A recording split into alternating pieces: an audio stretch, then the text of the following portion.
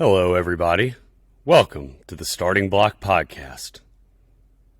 I don't know. What do you think, man? It works. What do you do? I think it's a good intro. Yeah, it works. Yeah. I think maybe we stick with that. Yeah, let's stick with it. Yeah. Hey, what's up, guys? It's John and Chris. Hope you guys are doing well. Thought we'd try a new intro there, see what type of feedback we get out. You know, Chris, sometimes that the ADD gets a little out of control here, you know. Sometimes you just got to go with what you're given, right? Yeah, sometimes my brain just skips. No, thanks for tuning in, guys. So tell you a little bit about the show if you're new. First off, thanks for joining. We appreciate it. Glad to have you here. A couple different type of episodes that we have within our show. Our show's a little different than most podcasts. The most common episode is going to be the Q&A, and that's what you're going to get today. And the Q&A episode is going to be where Chris and I, and sometimes Mandy when she's available, we're going to take your questions that you guys submit to us, and we'll answer them live on the air. This can be anything regarding athletic development, anything from speed, strength, exercise selection, rehab, nutrition, any of it. We'll take the questions and we will answer them here. And then, Chris, where can they submit all the questions to? If they're submitting them to me, they can send them to me on Instagram, DM at fastandagile49. Cool. And then you can reach me at ELP_John, and that will be the best way to get your questions into us. The other type of episode we have is our guest interview, and it's exactly what it sounds like. We bring in our colleagues from across the country, and they share their tips on how they win and what they do in their practices or with their athletes and clients.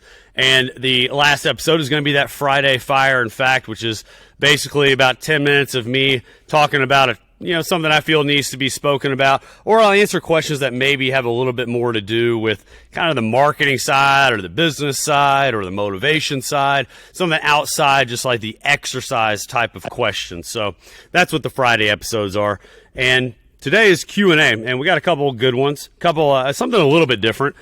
So first one is going to be actually, what is GPP? So I'll paraphrase that actually re-explain what that means.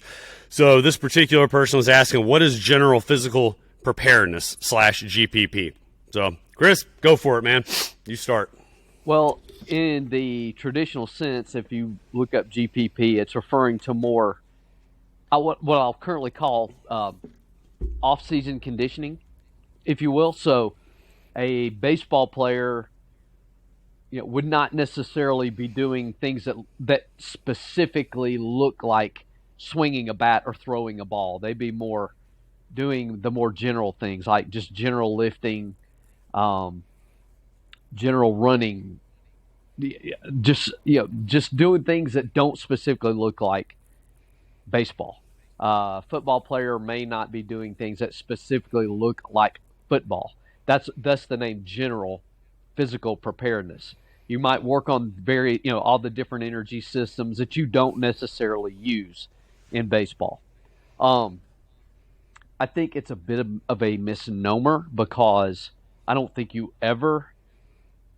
can never not use the energy system that you use. In fact, I don't believe in anything that's ultra specific except playing the sport itself. And I don't believe in doing purely general things as the term implies. But when you see that written in a strength and conditioning text or an article or something along that line, it's referring to general conditioning, not something specific to your sport. Yeah. And Louis Simmons would always say that, GPP is the foundation of your pyramid. And you found, the pyramid's only going to be as tall as it is wide, and GPP serves as that foundation. And so, yeah, like Chris is saying, that's exactly what GPP is it's just kind of general, I call it just general random crap, but there is a purpose behind it. We have to have this general level of fitness if you want to have a higher level of speed or absolute strength or strength speed or speed strength or any of those elements. You have to have this general level of fitness. And, I think you made an interesting comment right there about like you don't believe in the specificity of it, as far as like the sport specificity. That's what you said, right? Correct. I mean, Okay. well, the only way to really get specific is play the sport itself. Right, I agree. And so I think if there's coaches listening to it, this is where you see in the literature, there's this big distinct difference between GPP and like what? SPP, right? Or sport specific preparedness, right? And I'm right there with you. I talk about it all the time. I don't believe in sport specific training. It's not an accurate statement. Right. I think the most specific you can get is to, like you said, actually play the sport. So when we go back to the GPP side of it, all of the GPP development builds the SPP, if that's what you want to even call it. There are a variety of different things that you can do. And like CrossFit, for example, CrossFit is GPP. That's all it is. And people don't seem to understand that because they see the Olympic lifting and the box jumping and all that. But the foundation of CrossFit is GPP. It's just random, just whatever. And it's not a bad thing. I mean, heck, those CrossFit people are in a whole lot better condition than I am. I mean, no doubt. But it's all just general random stuff.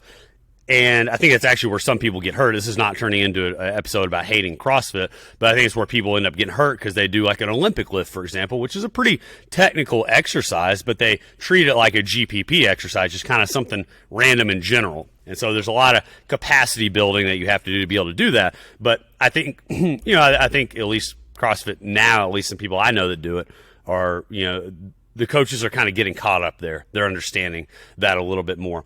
But it serves a huge purpose, and I like to incorporate a lot of GPP work into what we do. We use it pretty frequently, and I kind of use it maybe even a little bit differently than most coaches. I don't know. Like, I'm curious to hear how you use it, but like I'll do it. I like to actually increase the GPP as we get closer to the season. And I like to do that because, like you said, I don't believe in SPP, like sport-specific work. I believe in, okay, you get done with the season. All right, cool. We take a little break, whatever you got to do. We get back, you build up. Yeah, you get some GPP there. You kind of build that capacity back up. But then we start to develop the other qualities. We start to build the absolute strength. We start to do, the reactive work, whatever it is that we have to do in our system. The recode work. We do a lot of go to recode stuff. And then as we continue to develop that, I start to gradually incorporate it more and more and more into my program so that by the time the athlete gets ready to start their, let's say, spring training, for example, like we've actually almost gone, I don't know, I don't want to say 50-50, but I mean, it would definitely, we're looking more at like maybe a 70-30, so to speak. Like, I mean, more 30% GPP and then like 70% more like, okay, reactive work or like specific reactive work, specific strength work. Does that make sense, Chris? It does. Yeah. Yeah. And I just feel like it gets the body moving in a bunch of different directions. And I feel like that's actually what you need for sport too. Yeah. And I would say ours is 100%. If you want to call it GPP, we're 100%. We don't do anything specific, yet we also do everything specific. Right. So, I mean, what do I mean by that? Well, we always do rotational work. Landmine training. Yeah. We'll change the velocities. We'll go heavier sometimes with a slow. Just make sure you duct tape a baseball to that landmine so it's baseball specific. Oh, there you go. It's like we always have rotational stuff. We always have things that make someone, train the lateral bending side. Always. I mean, that's year round. That never changes. I mean, we're always doing iso extremes. We're always doing altitudes and rebounds. We're always doing that's year round. So we don't change anything in season. We train as if we're trying to get the individual to be a stronger human, as opposed to being a better baseball player or a better football player or a better whatever. So there's nothing, and yet there's everything is specific in what we do. Yeah, that's a great phrase. I like how you say that. I think, when you continue to break it down from that perspective, like that's where I think a lot of people get caught up, is trying to actually split the two apart, like we talked about that a second ago. But we've said this before, that I believe that we're seeing the de-evolution of like the human race, literally. But one of the reasons that we see that, especially with younger athletes, is because playing on the playground, recess, that is GPP. That is how you develop the body. It's how you develop the immune system, Like, I wasn't on an iPad at 3 years old. I was eating dirt, right? Like, right. And all these little different things that you would do growing up, riding your bike, climbing fences, jumping off forts, that's all GPP type stuff. And this younger generation has missed that development. And so a lot of our training has to be that to make up for that. And so I think if you're an athlete listening to this and you're trying to get a leg up on the competition, it's not necessarily about spending like longer duration in the, like spending a longer time in the gym, as much as it's actually maybe try to throw in these extra little 20 to 30 minute workouts that aren't like weight specific. So don't worry about trying to bench press or power clean or squat or anything like that. Maybe just go, I did this for my stepson as he was getting ready for West Point. He had to, I don't even remember what the test was he had to do, but like he had to get in shape. And, when Joey, if you're listening to this, sorry, bro, but I'm going to throw you under the bus here. Like, he was not in the greatest of shape, as he started to prep for it. But one of the things I had him do is just put 50 pounds in a backpack and go walk 5 miles. And he did that a couple times a week. Yep. And it's like, that's just GPP type stuff. It just builds this capacity to be able to handle things like absolute strength, or being able to handle even something like a really high velocity altitude drop, right? Some of my favorite exercises, I don't know about you, what you like to do. Altitude drops, rebounds, things like that. You say it's GP, it's not, whatever. But like, if we want to kind of break it down in the context of what people might think of regarding the conjugate system or West Side or what the literature says, I love sled pulls. Sled pulls are one of my all-time favorite exercises, all time. Not sled sprints. I hate sled sprints. I don't know if you like. Do you sprint with sleds at all? We do. Really? Not so much sprint. We do various things, like we'll do sled pushes. Yeah. Sled pushes, sprint, sure. Sled push, sled pull, lateral. We do bunny hops with sleds, which kids hate, but it is hard. We'll do them kind of standing high, and then also grabbing way down low on the sled, and they have to, really tuck their knees in, and they absolutely just despise that. But they all love the conditioning effect of it. After they throw up a time or two, then they enjoy it. So it's I say enjoy it. They enjoy the benefits of it. So sleds in general are just fantastic pieces of equipment. We have the guys pulling sleds all the time. We'll strap it onto the waist, and I like to implement the old conjugate style, the old West Side style, like almost kind of like a pretty heavy day, and then kind of the rule of 60, like decrease them, we'll do like 8 sets of like 40 yards, not max, but like pretty heavy, kind of pulling through the feet to make sure the glutes and hamstrings are doing their job, and then all kinds of variations, handles between the legs, walking backwards, like pushes, like reactive, almost bench press sled pushes. Right.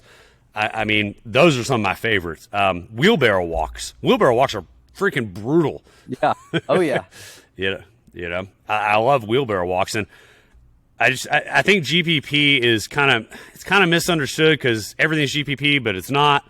And if you're looking to get a leg up, just go out and do some random stuff like that. Like literally go get a wheelbarrow out of your parents' garage and put some weight in and just go push it around the subdivision for 20 minutes. Like, that's GPP. That builds that capacity. Yeah. Would you, agree? Absolutely. Yeah. And it's, and again, it's not specific, yet it's totally specific. Yeah. So. Yeah, I agree. Like, when we moved out to the farm, like, we moved all the way out in the middle of freaking nowhere. And that is what honestly kicked my ass the most, was just hauling, like, just wheelbarrows of like, brush and dragging tree limbs and like, just all that just random farm stuff. It's called that farmer strength, right? It's like, that stuff destroyed me. Yeah. And honestly, if you think about accomplishing a task as opposed to some random strength training, and and I believe one other thing is, how Jay Schroeder discussed, getting you want to be 100% engaged in pipes. I have never seen that totally engaged with anybody, but I thought of one case, and and by the way, that's one of the reasons why he suggests that not motocross, but like the track cycle, the track motorcycle racing. Yeah. He's a big motorcycle why guy. Yeah. They are the best athletes in the world, because you cannot be, at any point in time, you cannot be unfocused. You are 100% laser focused, or you die.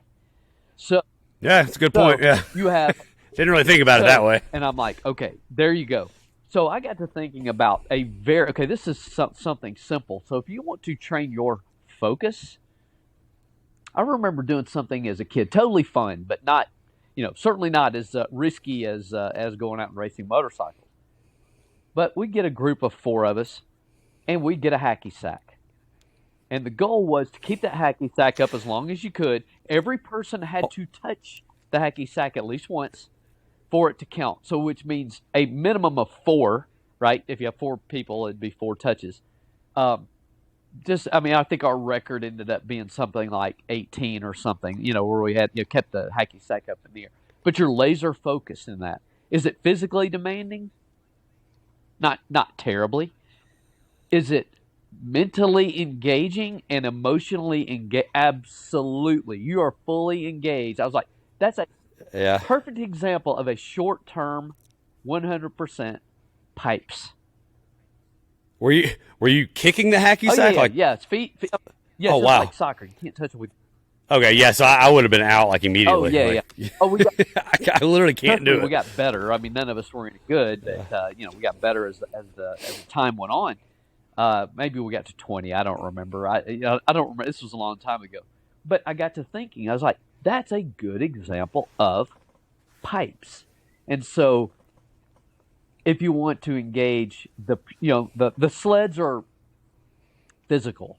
The farmer's work, the true work on the farm, is both. You're going to be accomplishing a task, doing these different things, working your body in all these different ranges of motion that you probably never thought of in the gym.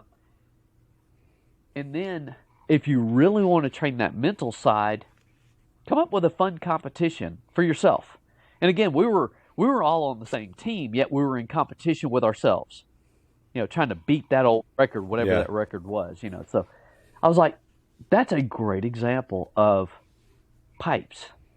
Like I said, nothing at the risk level of racing motorcycles, but still very.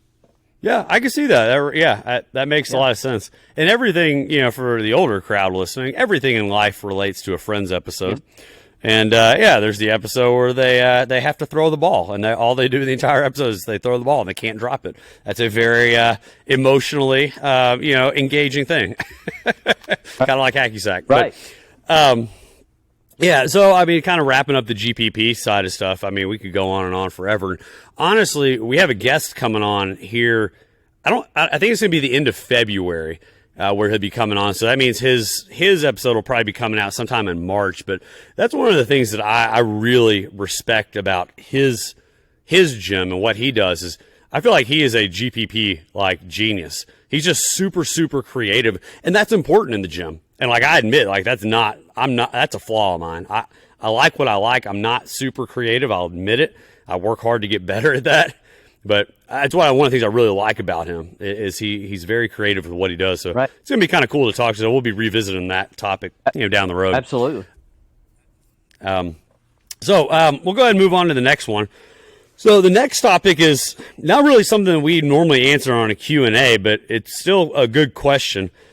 So it kind of blends into the Friday episodes, but the other question we received was tips for getting started in the industry. So I assume by in the industry, you mean the strength and conditioning field or training field or athletics or rehab, I guess, because there is some difference in between them. So let's not go into like the PT side of stuff or the medical side. We'll stay on like the strength and conditioning and trainer side of stuff. How to get going? Well, I guess my first recommendation for you would be find a mentor to start out with. That is probably my first recommendation. I think everybody these days feels like they're an expert because you see so much information on social media. You see every 20-year-old something who's ripped or whatever, doing TikTok and motivational videos. It's like, well, guess what, bro? When I was 22 and 23, I was too. Come see me in 15 years, okay? Don't fall for that kind of BS. I would highly recommend, you find somebody you respect, somebody in the field, whether they're around you or not, and shadow them, ask them questions, learn. Assume you know nothing, because I think any of us that go into this field, the more we learn, the more we realize we really don't know anything. Right. That's tip number one for me. What's tip number two from you, Chris? Yes, find a mentor. Never, just because something doesn't pique your interest immediately, don't throw it away. And let me give you a perfect example. You and I both are just getting involved, just getting interested in microcurrent. Okay, microcurrent. We're coaches. I mean, you and I, we're not in the medical end of things. But what in the world would you and I have to do with microcurrent? Microcurrent's a medical, or it's a pain treatment, or it's a okay.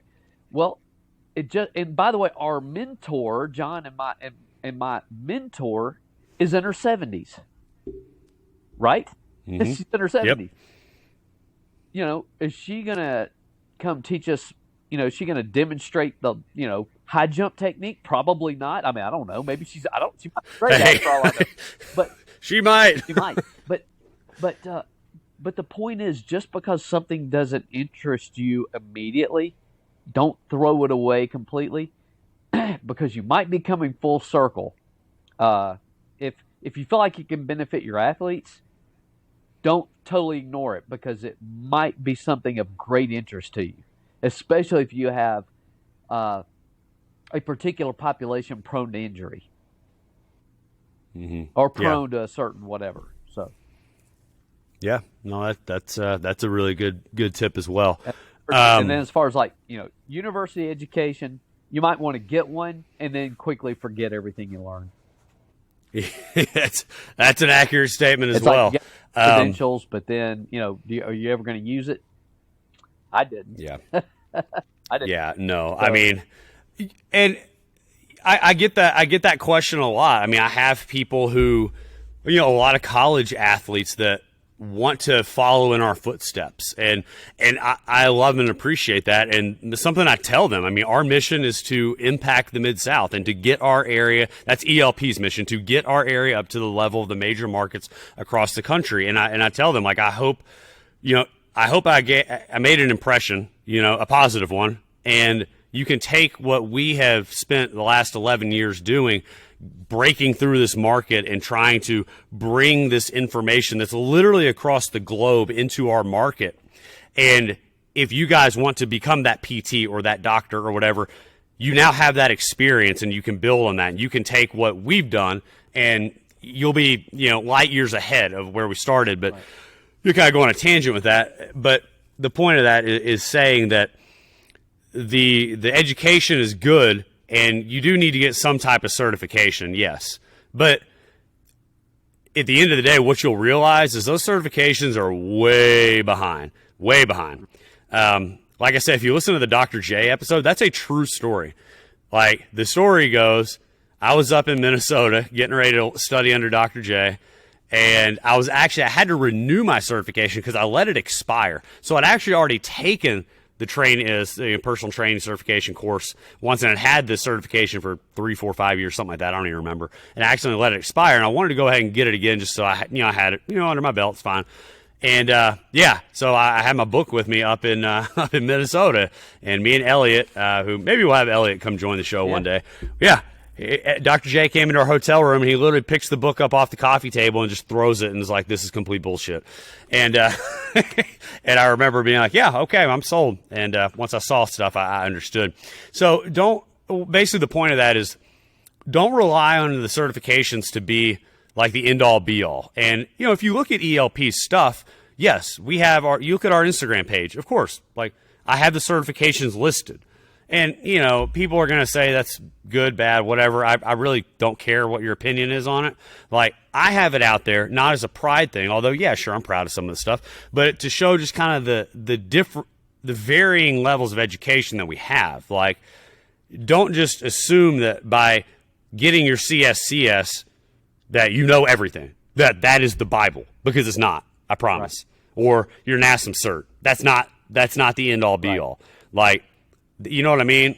Yeah. If you were to truly ask most people, and by the way, okay, I'm that's a little tongue in cheek when I keep saying I keep dogging on the university education. There are some people who work in the university who are excellent. Okay, oh, hell yeah, absolutely. Yeah, so, I don't want anybody to take that the wrong way. But yeah, if absolutely. You get to know them on an individual basis, most of them would say, I keep my, fill in the blank certification just for credential's sake, not because it is. They basically echo what you just said. They do it purely for the certification's sake and not because it's some sort of, whatever. Maybe they want to go get a job at a different place one day in that, a different university or whatever. Now, it's less critical when you're in a private setting and you're old like myself, when nobody has ever asked me what my credentials are. So, that's a little bit different. But in the case of someone younger, someone just getting started, maybe somebody who wants to do it more of a, like I said, a university or a high school setting, you're going to have to prove those credentials. So a lot of the answer to that question is going to be, what setting do you think you want to work in? And a lot of that can be answered by, the answer to that question, a lot of that can be where do you want to go to work? If it's at a school, college, university, high school, whatever, you probably do need a little bit more, maybe a specialty certification like a high school strength coaches, blah, blah, blah, or a college strength coaches, blah, blah, blah. CSCS is, again, probably the most recognized out there of the conditioning certifications, NASM, whatever. They're all okay. They're legit. I'm not going to say they're great. I'm just saying they're legitimate. Go get one, whatever. If you're in the private setting, take your pick, or don't. Maybe people learn to trust you regardless. So, yeah.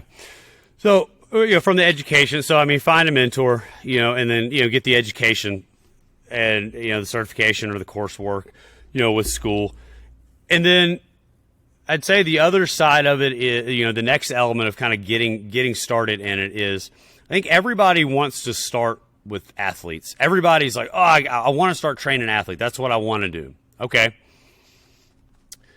But I would say that basically all of us, and I'll speak in terms like that, all of us have a lot of general fitness clients as well. In the privates. In the private. Yes, in the private side. Yeah, in the private side stuff, yes. And there's extreme benefit in, training general fitness. So like the mom or the dad, like it's great. You cultivate relationships and, don't just say, oh, I don't want to do that. I only want to work with athletes, because you're going to be cutting yourself short, because you're going to be able to learn a lot. And, because there's going to be the guy, the working dad who's got back pain. There's going to be the mom who's got knee pain. Like, you're going to have to learn in these situations. And so don't just shun that side of the industry and say, oh, I just want to work with athletes. That is a mistake. Right. Yeah. If you're in the private industry, a gym, or you're opening your own business like you and I have, or whatever, you're probably better off kind of going with a variety of levels. I mean, I've got 5 elderly, with a couple of them with Parkinson's disease. So it's like, what do it's good to have a variety of experiences there.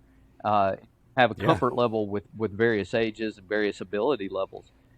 At the same time, athletes are great, but it's you still you may get into the field and be like, this is not what I thought, or maybe it's better than what you thought, or maybe you get to where you think you want to go with athletes, and hey, you just happen to love working with those elderly people with Parkinson's disease.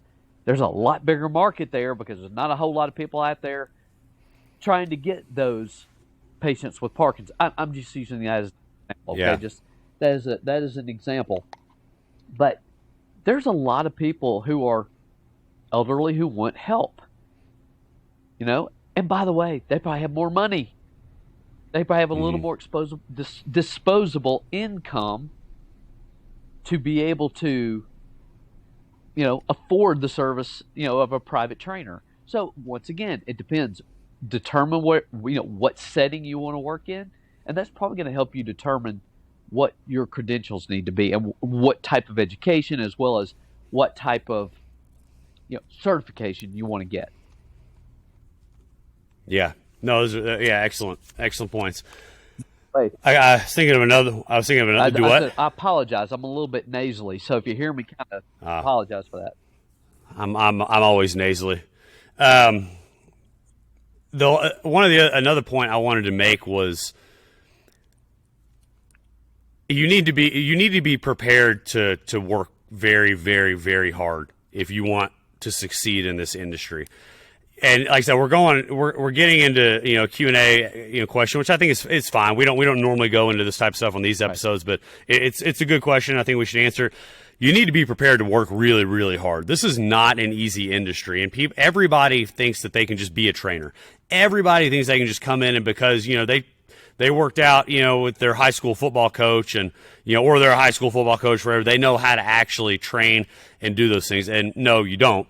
You need to be prepared to bust your tail day in and day out for a very, very long time. There's a reason that this industry has a massive turnover rate. Massive.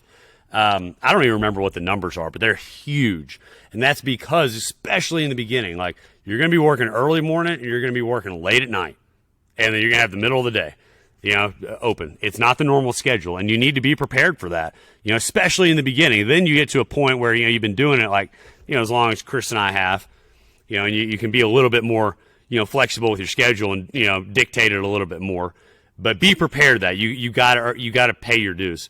Pay your dues with that one. And the other thing I want to add to that, so another point is don't be afraid to say you don't know something. That's key. That took me a few years to learn. There are so many coaches out there. If you're not watching the video, I'm in quotation marks here. Coaches who speak in these absolute terms, and yeah, I'm guilty of it too. But it's like they know everything, guys. Nobody knows everything, and it's okay if you're trying to get into this industry and you want to be successful. There are going to be questions and situations that you're not prepared for. You don't know. Say you don't know. That helps develop trust, and you have to develop a lot of trust in this industry. If you want to be a good professional here, people have to trust you because it's their hard-earned money, it's their time, and it's a relationship you develop with either the athlete or the client, whoever. Excuse me. Right. And, if you say, I don't know something, but I'm going to find out for you, I'm going to figure it out, I'm either going to figure it out or I'm going to check in with somebody who knows it, that would help develop a whole lot of trust. Right. Agree. Yeah. Yeah. So, you got anything else you want to add to any of that, Chris? That's the main thing. It's like I said, there's because there's so many different branches in this field. The private training industry outside of a very small amount of personal training existed when I was coming out. When I was coming out of school, there just wasn't that much. It's become much bigger, which at the same time it's also much more watered down than it used to be. Just the Birmingham area, there's probably 8 or 10 legitimate facilities to go to train an athlete, and these are private facilities. Every school is trying to do it. to varying levels of success. It's I would recommend, regardless, once you do get established in more of a general sense, it's probably not a bad idea to find a niche. For example, I mean, John, you found the ultimate niche in becoming a Dr. J, practitioner, a neuro-targeting practitioner. That's a very, very specialized niche. I mean, how many other people like you are there? Mm-hmm. 3 in the whole country? Maybe 3 in the whole world. I mean, it's just like it's just so that's a very niche thing. I'm square one. I went square one. Shout out to Sean Sherman. We both do the newbie. It's there are some specialties out there that you might want to consider, especially if you go into the private sector. So, get some general training under your belt, and then start considering the specialty. Yeah, no, I agree 100%. I agree, guys. Those were good questions. Thanks for submitting those. Remember, guys, you can submit your questions to us on our social media handles. Chris is the fast_and_agile49, right? And I'm ELP_John. You can submit your questions there. And remember, guys, there is a fee for the show. Please share it, but also please leave us a review, okay? Review and subscribe. Those are 2 ways that these, system podcast hosting platforms rank us. Our show is growing very nicely. You guys are sharing the show, and we greatly appreciate that. I mean, it's already gotten a lot bigger than we really expected it to be already. And so we're greatly appreciative. But we do ask that you please leave us a review. That would help us out immensely, help us get seen more, and help get the message out. And that's the whole point, is to get the message out and to help you guys win, regardless of whether you're the athlete, the parent, the coach. That's our whole mission. So please leave us a review and subscribe. That is the show for today, guys. We appreciate you listening. Thanks. Love you guys. Have a great weekend. Or a great week, I guess. We're recording this now, but yeah, it'll come out. So yeah, you have a great rest of the week, guys. All right. See you guys. See ya.